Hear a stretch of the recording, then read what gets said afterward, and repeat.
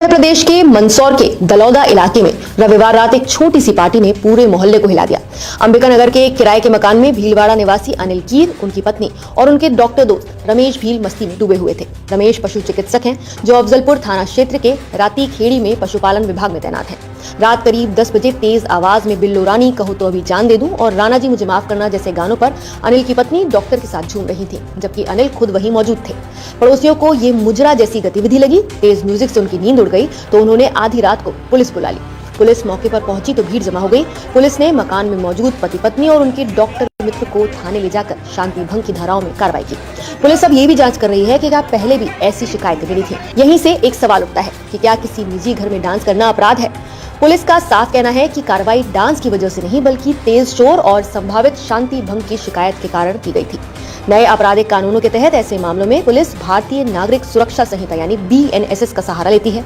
BNSS की धारा 126 police को यह अधिकार देती है कि यदि किसी व्यक्ति के आचरण से शांति भंग होने की आशंका हो तो उससे शांति बनाए रखने के लिए बॉन्ड भरवाया जा सकता है। वहीं BNSS की धारा 170 के तहत पुलिस किसी संज्ञेय अपराध की रोकथाम के लिए तत्काल जरूरत होने पर व्यक्ति को हिरासत में ले सकती है। ये धाराएं सजा देने के लिए नहीं बल्कि हालात को बिगड़ने से पहले रोकने के लिए होती हैं। अब बात आती है अश्लीलता की, तो भारतीय न्याय संहिता 2023 यानी BNS की धारा 296 सार्वजनिक स्थान पर अश्लील कृत्य करने या अश्लील गाने गाने से जुड़ी है, बशर्ते उससे दूसरों को असुविधा हो। इसका मतलब साफ है कि हर फिल्मी गाने पर नाचना अपराध नहीं है, खासकर जब वो किसी निजी मकान के भीतर हो। निजी जगह पर की गई गतिविधि तभी कानून के दायरे में आती है जब उसका असर सार्वजनिक शांति या फिर व्यवस्था पर पड़े। लेकिन इस मामले का सबसे संवेदनशील पहलू कुछ और है, बिना जानकारी और सहमति के वीडियो बनाना। अगर किसी पड़ोसी या तीसरे व्यक्ति ने अंदर हो रही गतिविधि का वीडियो बनाया या फिर उसे आगे फैलाया तो ये कानूनन गंभीर अपराध माना जा सकता है। भारतीय न्याय संहिता 2023 की धारा 77 जिसमें वॉयरिज्म का प्रावधान है, इस धारा के तहत किसी महिला की निजी गतिविधि को उसकी सहमति के बिना देखना, रिकॉर्ड करना या फिर साझा करना तीनों ही दंडनीय अपराध है। इसके अलावा सूचना प्रौद्योगिकी अधिनियम यानी इंफॉर्मेशन टेक्नोलॉजी एक्ट 2000 की धारा 66E भी बिना सहमति किसी व्यक्ति की निजी तस्वीर या फिर वीडियो बनाने और प्रसारित करने पर सजा का प्रावधान करती है। सुप्रीम कोर्ट द्वारा मान्यता प्राप्त निजता का मौलिक अधिकार भी ऐसे मामलों में सीधे लागू होता है।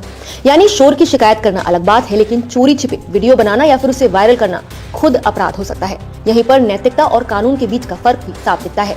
किसी को किसी का डांस पसंद ना आना या उसे अनैतिक कहना कानूनी आधार नहीं बन जाता।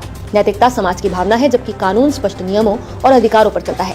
कानून ये नहीं देखता कि कौन क्या सोचता है, बल्कि ये देखता है कि किसके अधिकार का उल्लंघन हुआ है, पड़ोसियों की शांति का या फिर घर के भीतर मौजूद लोगों की निजता का। दलौदा की ये घटना इसलिए अहम है क्योंकि ये याद दिलाती है कि निजी आजादी, सामाजिक असहजता और कानून के बीच संतुलन जरूरी है। शोर से परेशानी हो तो पुलिस को सूचना देना कानूनन सही हो सकता है, लेकिन नैतिकता के नाम पर किसी की निजी जिंदगी को कैमरे में कैद करना या उसे सार्वजनिक करना कानून की नजर में खुद एक गंभीर अपराध है।